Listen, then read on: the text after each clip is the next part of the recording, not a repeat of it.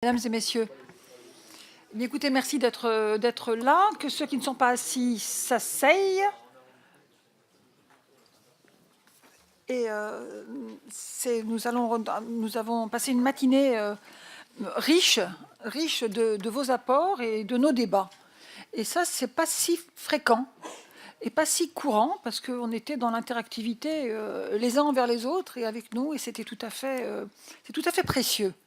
Donc je crois que nous avons une belle journée. Donc ce que je veux vous dire pour ceux qui n'étaient pas là ce matin, c'est que n'hésitez pas à être proactif, voire même un tout petit peu décapant. Ça aide. Et ça peut nous aider, nous, le législateur et la législateuse. Ce ne sera pas compte rendu, n'est-ce pas? Rapidement, donc ce matin, nous avons travaillé sur l'impact de la recherche environnement sur la société, l'impact potentiel, l'impact souhaité, la manière dont on tente de l'articuler aussi avec le monde de l'entreprise, et comment on peut éventuellement penser, je pense que ça serait bien d'y penser profondément, à ce que nos étudiants, du niveau licence jusqu'au niveau doctorat, trouvent leur chemin, et qu'en ouvrant ce champ-là de la question de la recherche environnementale en direction de la société, on se dise que derrière, il y a un potentiel d'emploi qu'il faut structurer. Cet après-midi, nous allons travailler avec mon collègue Jean-Yves Ledéo, premier vice-président de l'OPEX, qui a fait l'ouverture ce matin et qui me fait le plaisir d'être là avec nous aujourd'hui jusqu'à la clôture. Nous allons attaquer les questions de contribution à la préservation de l'environnement. Donc ça n'est pas tout à fait la même chose. Dans la recherche environnementale et comment on peut contribuer à la préservation de l'environnement. Et moi, j'aurais toujours ce souci de faire en sorte que, au bout du compte, il n'y ait pas seulement des transformations d'emplois, mais qu'il y ait de la création nette d'emplois. Et la question de l'environnement, la question de la préservation de l'environnement, la question de la biodiversité, toutes ces grandes questions, de la molécule à l'écosystème, sont potentiellement des voies de développement. Le débat sur la transition énergétique construit actuellement Madame Ségolène Royal va dans ce sens également. Mais le dire, c'est assez facile, le faire, c'est extrêmement compliqué. Donc aujourd'hui, nous allons donc travailler dans la première table ronde sur biodiversité et écosystème. Sujet difficile. Nous avons, la semaine dernière, passé en commission du développement durable un texte, un projet de loi sur la biodiversité, et on va voir comment il va évoluer. Hein. C'est parce qu'il faut ensuite qu'il passe dans l'hémicycle, ensuite qu'il parte au Sénat, la commission du Sénat et l'hémicycle du Sénat, puis retour à l'Assemblée.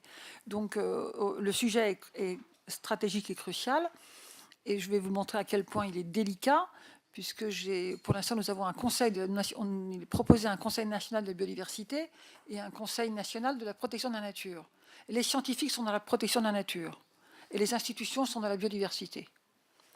Et ce que je veux vous dire par là, c'est que sur les questions environnementales, les questions scientifiques, les questions de santé, et au bout du compte, les questions de société, elles ressortent de l'inquiétude actuelle de la population française, et surtout de ses élites, et ces élites, elles ne sont pas que politiques, elles sont institutionnelles, elles sont médiatiques, elles sont de toute nature. Et donc dans cette ambition, cet enjeu, cette visibilité où on sent qu'autour de l'énergie, de l'environnement, de l'eau, de la biodiversité, de la possibilité d'utiliser des nouvelles techniques, des nouveaux procédés, des nouvelles molécules, des nouveaux indicateurs, nous avons là un champ entier de développement économique potentiel et donc d'emploi. Pour le 21e siècle, c'est bien. Pour demain, c'est mieux. Parce que nos jeunes sont là et qu'ils attendent et qu'ils espèrent et même qu'ils combattent. On a beaucoup de jeunes qui créent des start-up.